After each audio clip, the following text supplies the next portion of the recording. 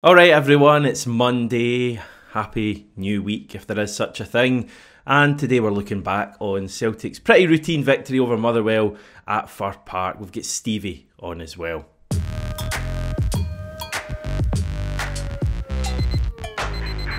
Hello Stevie, how's things? All right. I know we were meant to do this a wee bit earlier on tonight, but I know that. So what's the deal then? The clocks go back for us. What's the whole thing with the clocks going? Do they go forward in Australia? What's the deal? Yeah, they go the opposite way. They did a few weeks ago. So during the good old British summer, 9 hour difference. We're 9 hours ahead in Melbourne, and at the moment we're 11 hours ahead. And we were 10 for about 2 or 3 weeks. So that's a fascinating chat, mate.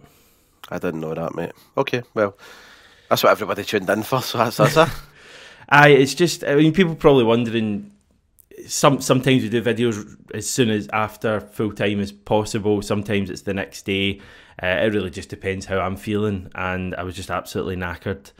And the game finished about 4 here, so I got to bed about 4 as it was. It would have probably been about 6 or 7 had I done the video. Anyway, this is riveting chat. But just so everyone knows, this is obviously Monday's video, and we'll continue going forward. It's good stuff, Stevie. It was. I thought that was pretty good from Celtic, considering the energy that we'd expended in Bergamo in midweek. I thought it was about as much as you could hope for. Routine. Motherwell are having a good season. Fir Park is probably one of the tougher grounds you go to.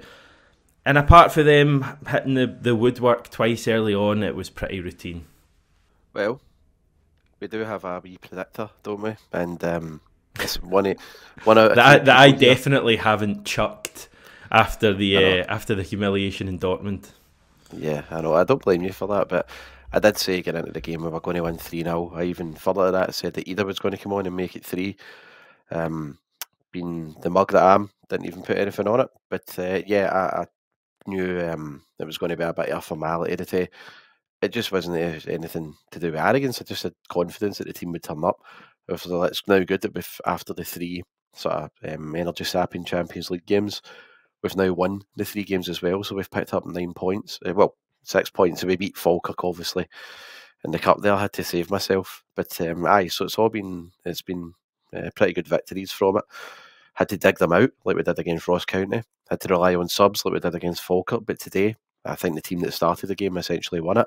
But what I did like to see is as the game got on, um, I thought our intensity was more improved as well. I thought we did well in the first half, but I thought the second half was a real control from us, and we really didn't give Motherwell a sniff at all. I think it was total domination. First half, maybe they had the opening 10 minutes, they hit the woodwork twice, then we stepped up a gear, we got a goal, well deserved too, and then after that, we've seen it out to half time. But I thought the second half was just real ruthlessness from us, and we were very clinical.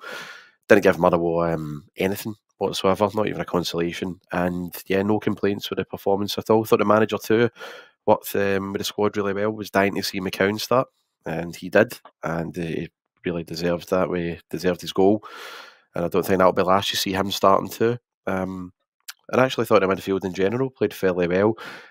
I guess we'll get into the man in the match performances later, but a big reason that I thought we dominated so much in that second half and just the overall performance was Alistair Johnston. A real man in the match display today. He was outstanding. It's just, I mean, the people talk about Dies and Maida's energy, and obviously Maida's kind of unrivaled when it comes to that, probably in Celtic history, if we're honest. But Alistair Johnston's right up there in terms of, like, that guy runs himself into the ground every single game.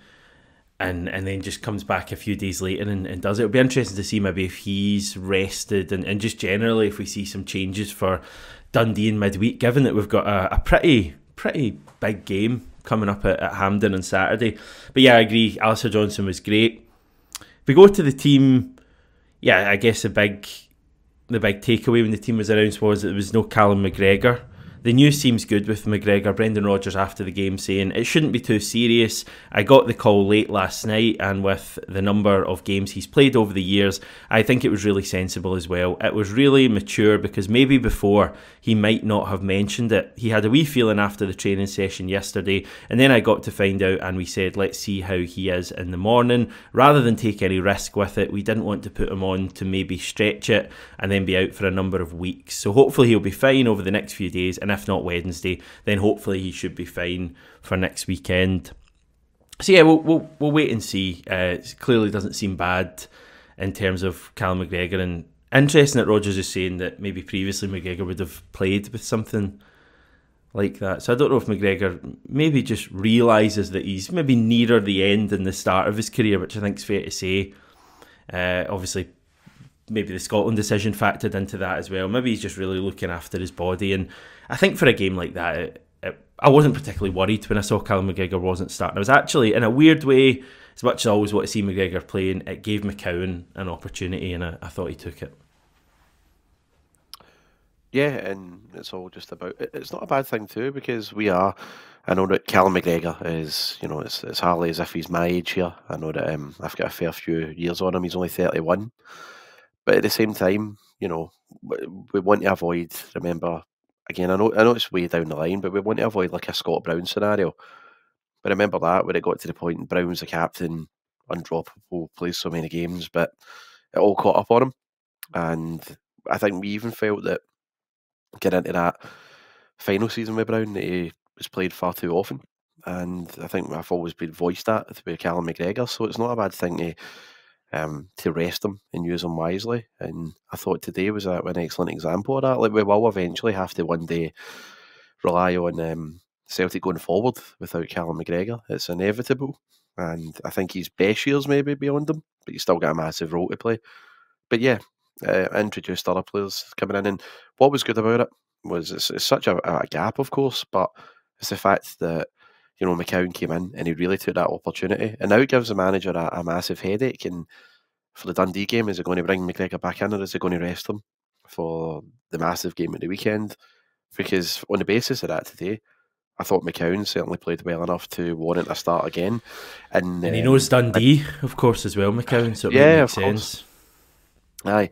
So if you're looking at it though, I think after the performances today in midfield, I thought Hatate was fine actually, but it's really down to who's going to be out at Engels, Bernardo and McGregor for midweek. But no, good on Callum McGregor for actually saying that, because I think that's the problem in the past, that he's probably played through the pain barrier, and it's affected him. And then you saw last season at Ibrox, remember the 3 straw?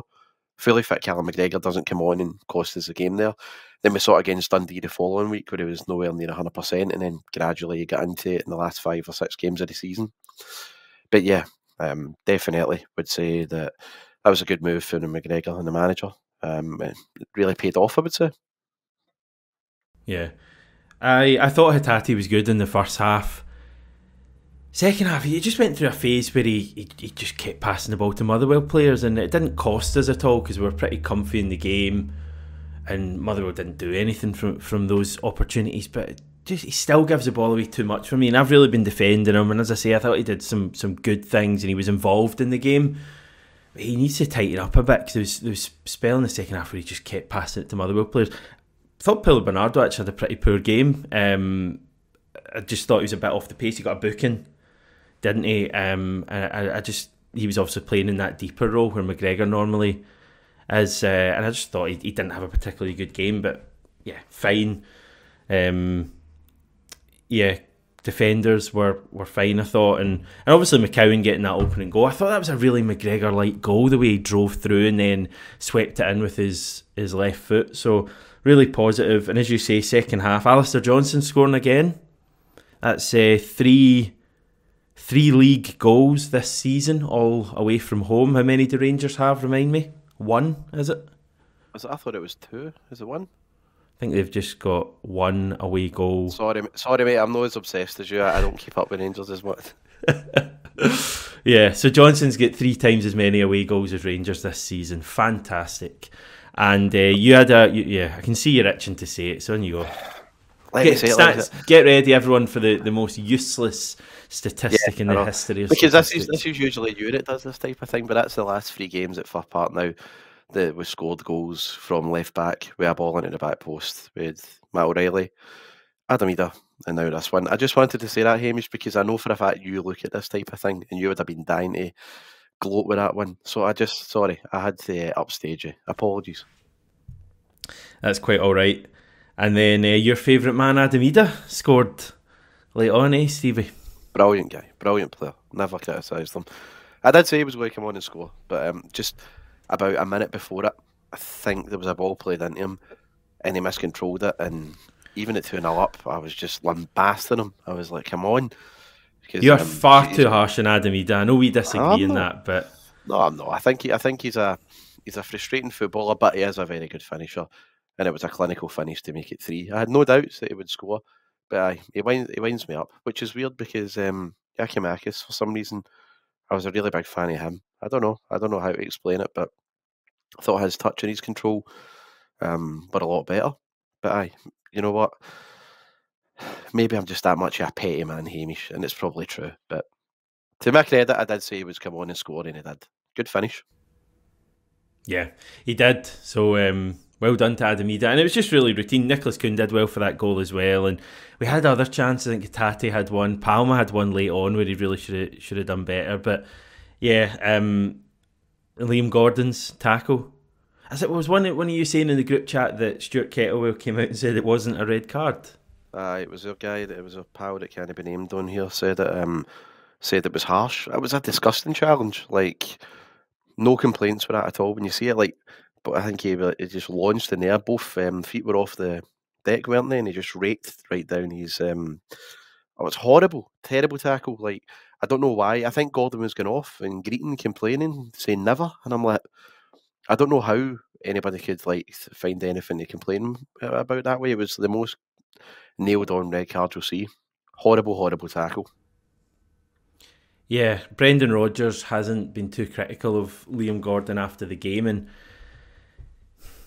yeah, we'll read out the Rodgers comments. He's probably not trying to create any controversy here, which is fine. He says, to be fair to the player, I don't think he's tried to do him. The problem is when you leave the ground and he's just rocked his ankle a bit. Adam couldn't feel it initially, but then he was okay. Obviously the goal helped. He'll probably have a wee bit of swelling, I would say. I thought Liam Gordon did go to do Adam Ida. I thought it was a really frustrated tackle. I don't think he puts that tackle in the first few minutes, or if Motherwell are winning the game, or if it's level. I thought it was a real frustrated. We're getting done here. It's not a nice thing to say, but I don't think he's going out to break Adam Ida's leg or anything. But I certainly think he was going out to try and put Adam Ida up in the air. And I thought it was a really frustrated tackle, and it was a really bad one. Ida, I mean, that could have, I don't know, broken his ankle. The way the tackle went in. So I'm glad Adam Ida's okay, but disappointing moment that. But you're always going to get that in Scottish football. We got to see CCV and Trusty together for the first time, I think, Stevie. Scales on at that stage as well. Maybe that's the answer to our centre-back issue. You just play all three. It was so good to see CCV coming back as well. Remember the last time he came back at Fir Park, it changed our season a wee bit. Last season when he came on in the Ida game. So good for him to make his comeback. And I pray God now that it's him set for a sustained run in the team. No more daft setbacks and no more stupid wee injuries. I hope that's him ready for what is going to be a really tough run of games coming up. Important run of games like after Dundee. I mean, that semi-final in the game against Leipzig are massive, and we're going to need him for it. So yeah, really happy to see him back in the team, mate. So does he come in to start against Dundee? And if so, who drops out? It's a bit of a tough one. Yeah, it's a tough one, yeah, but maybe you put Scales at left back for it. Maybe I don't know, but it's hard to tell. Maybe Taylor could be back as well. Taylor was on the bench, wasn't he? It's a hard one, and Brendan we trust there, but I think CCV's got to definitely get minutes for that game. It's incredibly harsh on Liam Scales because he's playing well, but I think for Wednesday night I'd quite like to see, if Carter Vickers is ready to start, obviously I'd quite like to see Carter Vickers and Trusty play together, because we've not seen that properly yet, certainly from the start in a game. So I'd like to see how that works, and and then you take it from there. But it's a I tough think one because Wednesday's I was just going to say Wednesday's a low risk game as well, isn't it? Like if you're going to play CCV and Trusty together, see what it's like.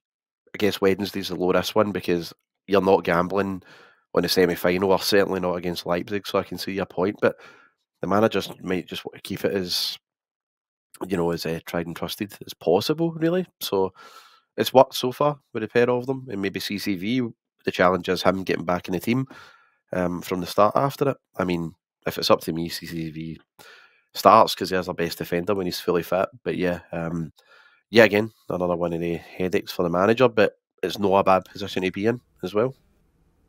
Yeah, and Roger spoke about that after the game. I think in regards to Luke McCowan saying that the club deserve credit for getting in the players that he wanted in the summer, and it gives them an opportunity to bring the likes of McCowan in if you have an injury to someone like McGregor. And I mean, we rested Arnie Engels effectively. I know he came on late on, but he basically got the afternoon off. Nicholas Kuhn likewise. So no, I thought it was without it being a terrific Celtic performance, because you would look at generally at the players, and I think Alistair Johnson would be my man of the match probably. Vai I thought was good, really good cross as you said for Johnson's goal, the two fullbacks clicking there, and yeah, there was good moments from certain players, but I thought generally it was kind of a decent enough performance. But as a team, I think going there to Fir Park and getting that result was a big test, because I genuinely thought it was going to be tricky. I thought there was a possibility we might drop points just after the game we'd had in midweek, and you know what it's always like going from that to domestic football, going away to Motherwell, who are having a really good season. So I'm actually quite pleased that we won the game and won it convincingly. Our title rivals won as well this weekend, Stevie, Aberdeen. Rangers also won. They beat St Mirren 2-1, so we're as you were in terms of the top three, level with Aberdeen. Rangers are 6 points back from ourselves and Aberdeen, and Rangers play Aberdeen at Pittodrie on Wednesday. Yeah, Wednesday's going to be so interesting, isn't it? I fully expect us to beat Dundee. I think their record at Celtic Park's abysmal and really can't see past us. And remember the last midweek we played Dundee, did a number on them, 7-1. That's going to be some game at Pittodrie too. But it's all about what we do, and I fully expect us to be top of the league no matter what at the end of the day on Wednesday. But it'll be a fantastic one midweek. Is that a full card as well? It isn't it? Yes, I believe so. There'll be some other games. Hopefully not an Edinburgh derby, because that was pretty disappointing, wasn't it? Do you see that? Never seen a good one. Sadly, I was right in front of the idiot box all day for me today. A rare day of doing nothing. Loved it. But just a point on today's game. I know that you were saying routine win over Motherwell. I expected it to be tight. History would tell us that after the last couple of games against them, and especially when you look at us in midweek before, and then the game against Ross County, for example, that was a really tight, scrappy game. I expected like that type of match today. But I thought Lennon Miller really impressed. I thought he was good today. He's a really good player, and I'm not on here to talk transfer business. I know it's no January, but we could do an awful lot worse putting the feelers out for him. I think he's a cracking player, and I think that's now the last couple of games against them for Park. Like, he has stood out big time, hasn't he? Yeah, I agree. I was saying that early on in the game. He does things that you wouldn't normally see from a player at Motherwell. With all due respect, like his first touch is really good, and his vision, and even like those two shots he had off the post, the way he struck them, like you feel like you wouldn't normally get that from a Motherwell player. So he's clearly going to play at a much higher level than Motherwell, and I would quite like Celtic to move for him. I don't even know if Celtic would consider this, but sign him in January and loan him back to Motherwell for the rest of the season, or even 18 months, and keep him developing there, but always have him ready to play for us, because I think he's probably the outstanding Scottish talent in the league at the moment, or even just outstanding talent in the league that's not playing for ourselves. So I would definitely move for him, and I guess your question would be, where would you fit him in? But I think, to be fair, it looks like Thiago Holmes going to leave at some stage. I would say. So you might have room for someone else, and I do feel another midfielder would be a good option. So yeah, I rate him quite highly.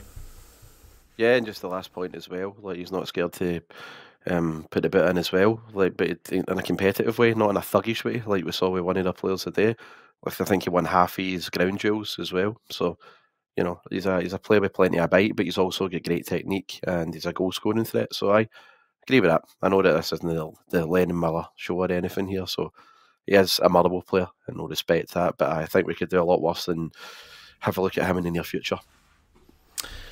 Right, okay, anything else, Stevie? No, really, what's the time actually? It's only 11:05. It's usually, we always finish these about, what, near midnight, don't we? But no, nothing else I can really say other than midweek. Midweek will be good. Looking forward to the full card on Wednesday. It's going to be interesting to see the results after that. As I said earlier, I fully expect us to be top of the league one way or another, and get that out of the way. And then, you know, so exciting, the semi-final in Leipzig in a matter of days between each other. I'm up for it, and sadly for you, Hamish, I will be about and ready to do stuff for the channel for it. Fabulous, that's great news. I'm buzzing for that. We'll probably catch up with you after the Aberdeen Cup semi, but I think you're right, we're going into a really exciting period. I feel like I say that all the time, but we genuinely are. There's so many big games coming up, as you say, cup games, league games, where we've got a title race at the moment, Aberdeen matching us, and the Champions League, of course, as well, where we're in a good place. So lots to talk about. Enjoy a few days off, Stevie, and we'll catch up with you after the Aberdeen game. See you then, mate. Thanks. Thanks, everyone, for watching this. It'd be much appreciated if you would consider subscribing to the channel. It means a hell of a lot to me. If that's not enough motivation to do it, I'll pay everyone who subscribes £100. It's a lot to me as well. Does that count? Like, I really care about the channel too. So if you're not doing it for Hamish, do it for me.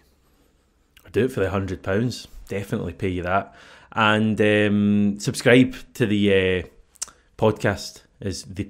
The Celtic AM on your chosen podcast app as well. God, you can tell it's Monday morning. Right, everyone, enjoy your day. I'll catch up with you tomorrow.